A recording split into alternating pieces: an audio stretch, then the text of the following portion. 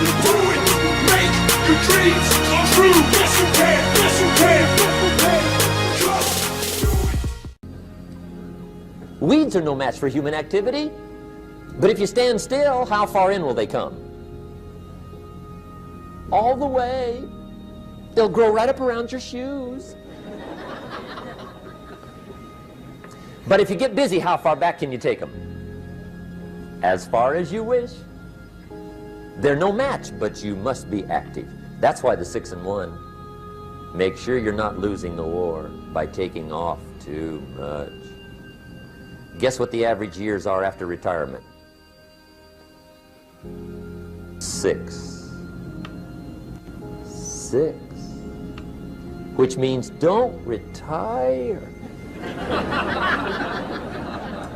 Your chances are too slim. Okay. The war between good and evil, the weeds. You got to make sure you recognize the negative, handle it, deal with it, and then go on. Let's make a list of the diseases of attitude that can wreck all your chances to do well. One of the words that destroys everything is called neglect. Neglect. And I found this out. A week of neglect could cost you a year of repair. It isn't worth it. So what to be on the lookout for? Here's the list. If you were making it, you'd have the same list I've got. Right? We're not covering anything new tonight. This is a reminding session, not a teaching session. But it doesn't hurt to go over it again. Here's the list. Attitude diseases. Number 1 is indifference.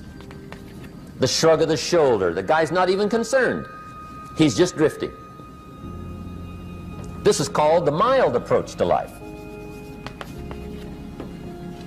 A disease known as mildness.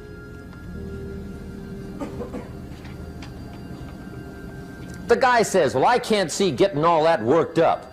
Well, to be any kind of winner, you gotta get worked up.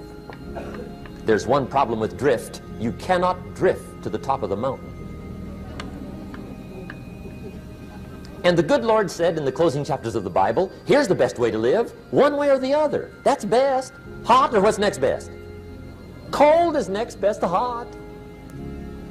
Not the half-baked middle, lukewarm, not too hot, not too cold. What a sad way to live. I think what it means is pick a direction and go with everything you got. Just pick one and go. Somebody says, yeah, but what if it's the wrong direction? You'll find out quicker. It won't take you 25 years to wake up and say, oh no, I've been walking the wrong road.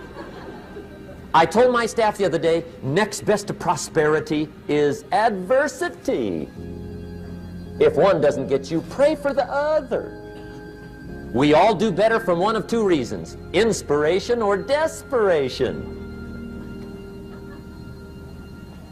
And I don't wish anything bad on you tonight, but if you're not inspired, I hope a wagon comes down your rut. Whatever it takes to get you to try harder, read more, set your goals, and go for it.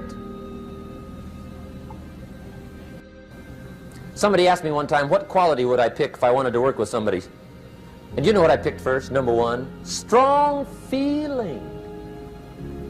Please, number 1, give me somebody that feels strong.